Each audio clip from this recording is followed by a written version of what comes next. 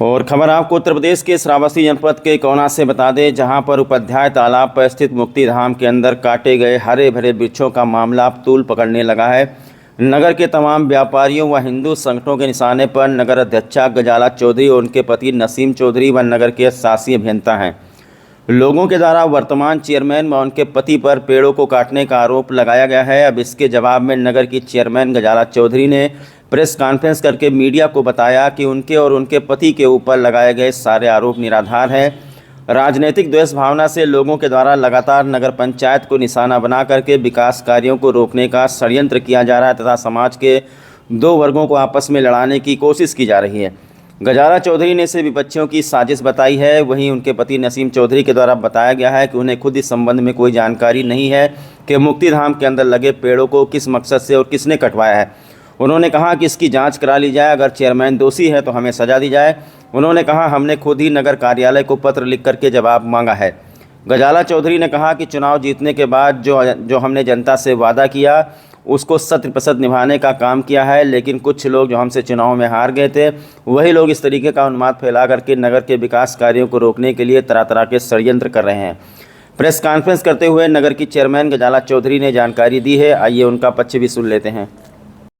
पत्रकार बंधुओं से अस्सलाम वालेकुम व नमस्ते करती हूँ। जब से सभी सम्मानित जनता ने मुझे नगर पंचायत इकोना का चेयरमैन बनाया है, तब से लेकर लगातार विकास कार्य को रोकने के लिए यह षड्यंत्र राजनीति के तहत रचा जा रहा है,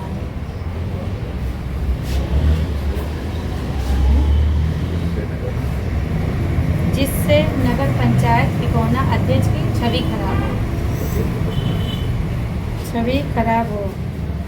इस मामले को लेकर फर्जी तरीके से विपक्ष यह षड्यंत्र रच रहा है, लेकिन मैं आप सभी नगर की सम्मानित जनता से यह वादा करती हूँ कि मेरे या मेरे पति द्वारा जो भी वादा किया गया वो पूरा करूँगी।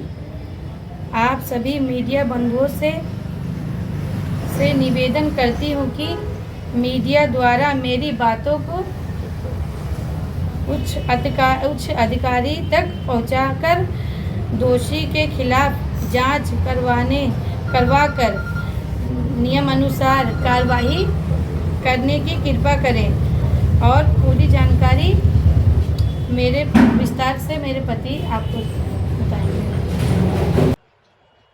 इकोना की नगर पंचायत की विकास कार्यों के लिए लगभग इस वर्ष कम से कम 20 करोड़ रुपया उन्होंने यहां अनुदान किया कि कम से कम नगर पंचायत इकोना की विकास गति तेजी से बढ़ाया जा सके।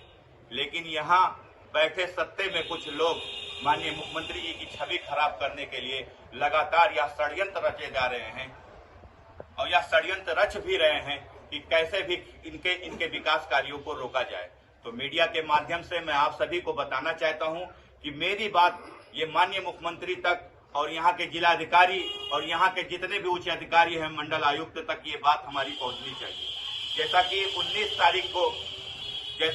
तारीख को शायद सोशल मीडिया के माध्यम से 19 मई को मुझे यह पता चला कि उपाध्याय तालाब गौतम नगर स्थित एक मुक्ति धाम है, जहां पर एक फर्म द्वारा एक टेंडर के द्वारा एक धर्म कश्यप के फर्म के नाम से एक टेंडर की गई थी, जिसमें साफ सफाई के नाम पे एक टेंडर प्रस्तुत की गई थी कि उसमें जो झाली झंकड़ लगे हुए हैं उसको काट दिया जाए। जहां तक मुझे जानकारी है, उसी संबंध में मुझे सोशल मीडिया के माध्यम से पता चला, किसी व्यक्ति ने यह कहा कि हिंदू जनमानस के सारे पेड़ों को नगर पंचायत अध्यक्ष, नगर पंचायत अधिशासी, उनके ईओ और ठेकेदार के मिली भगत द्वारा इन पेड़ों को कटा लिया गया। मैं आपको प्रूफ द्वारा, जैसा कि आपको जानकारी होगी कि जब पेड़ कटते हैं या पेड़ की ठेकेदारी दी जाती है, उस शासन को पहले एक फोटो प्रतिलिपि की जाती है और वो भी फोटो जो डेट वाइज खींची जाती है, जिसको बोलते हैं कि अरे क्या नाम है, ऑनलाइन फोटो खींची जाती है, जिसका डेट समय सब उपलब्ध रहता है।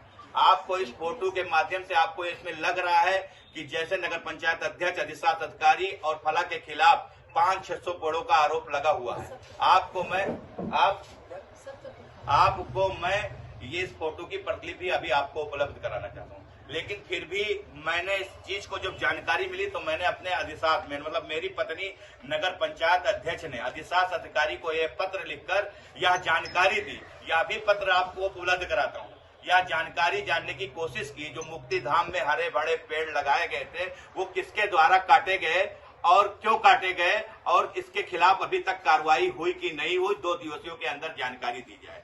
आज जैसे भी आज की डेट में जब 2 दिनों के अंदर उनको जानकारी नहीं मिली तो उन्होंने रिमाइंडर भेजा कि अगर आप इस बात की जानकारी नहीं दोगे और उच्च कार्रवाई अगर उनके पर नहीं हुआ हो जिसने हरे भरे पेड़ काटे हैं तो इसकी जानकारी उच्च अधिकारियों को दिया जाएगा। अब की जबकि हमें संज्ञान में यह आया है कि लगातार षड्यंत्र के तहत मेरे पत्नी अधिशास अधिकारी या और लोगों के खिलाफ थाना इकौना में फर्जी तरीके से मुकदमा करने की कोशिश की जा रही है। इस संबंध में आप लोगों को मैं अवगत कराना चाहता हूं। लगातार सोशल मीडिया के तहत से जो कन्हैया कसौधन व्यक्ति है उनके प्रति न जाने मैंने कितने एप्लीकेशन जिला अध्यक्ष रहा हूं, तब उससे पहले जैसा कि आपने देखा होगा कि बीच में इसने मोहम्मद सल्लल्लाहु अलैहि वसल्लम जो हमारे नबी सल्लल्लाहु अलैहि वसल्लम उनके मामले में टिप्पणी की, व्यक्तिगत उन्होंने मेरे मामले में टिप्पणी की जिसकी सारी प्रतिलिपि आपको मिल जाएगी। और जो उन्होंने फेसबुक के द्वारा की कि मैं कहां जाता हूं, कहां उठता हूं, कहां बैठता हूं, मुझे व्यक्तिगत मेरे भावनाओं को ठेस पहुंचाया है, उस संबंध की कॉपी मैं आपको भी दूंगा।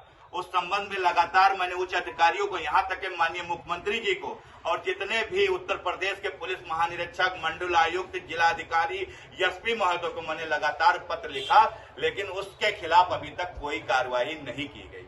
जो कि लगातार यहाँ षड्यंत्र के तहत श्रावस्ती में जो अमन चमन की श्रावस्ती है उसमें दंगा फैलाने की पूरी कोशिश कर रहा है। और लगातार मैं अधिकारियों को यह संज्ञान में दे रहा हूं कि इसके खिलाफ जांच कर उचित कार्रवाई करने की कृपा करें, लेकिन उसके खिलाफ कोई जांच नहीं होती। मेरी पत्नी जब नगर पंचायत अध्यक्ष में अपने ऑफिस को जाती है तो वो लगातार अपने गुंडों के साथ वहां पहुंच के अंड संड बात कहता है और कहता है कि मैं जब तक आपकी पावर को सीज नहीं करा दूंगा तब तक मैं चैन से नहीं बैठूंगा। इसकी भी पत्र मैंने जिलाधिकारी को, माननीय मुख्यमंत्री को दिया हूं, लेकिन अभी तक कोई कार्यवाही नहीं हुई। उसी षड्यंत्र के तहत लगातार कुछ चंद लोगों को इकट्ठा करके मैं आपके मीडिया के माध्यम से कहना चाहता हूं, पूरे हिंदू के 80% 90% बाजार को कहो मैं इकट्ठा करा के एक बयान दिला दूं कि ये लगातार षड्यंत्र केवल इसलिए रच रहा है कि यहाँ कम से कम ये किसी कौना की शांति धरती पर, गाजी गौतम की धरती पर केवल बवाल और दंगा हो जाए।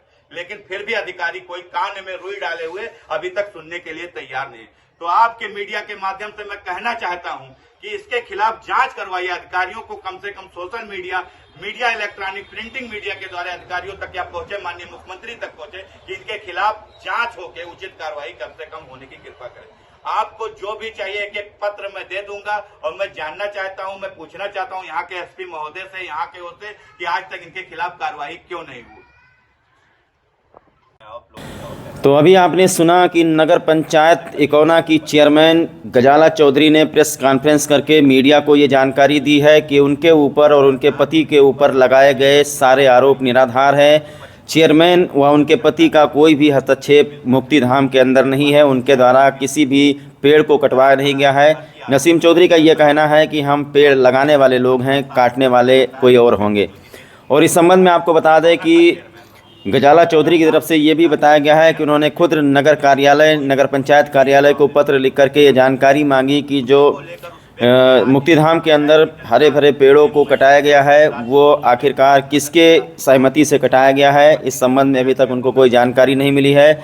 और ये जानकारी प्राप्त हो रही है कि नगर कार्यालय की तरफ से बताया गया है कि मुक्तिधाम के अंदर जो झाली झंखाड़ी लगा था उसकी साफ़ सफाई करने के लिए किसी को एक टेंडर दिया गया था और उसी ठेकेदार के द्वारा ये कटवाया गया है। बहरहाल आपको बता दें कि इकौना थाने में जो जानकारी मिल रही है कि अज्ञात लोगों के खिलाफ मुकदमा वन अधिनियम में दर्ज हुआ है और भी कुछ धाराएं लगी है जिसकी कॉपी अभी तक नहीं मिली है।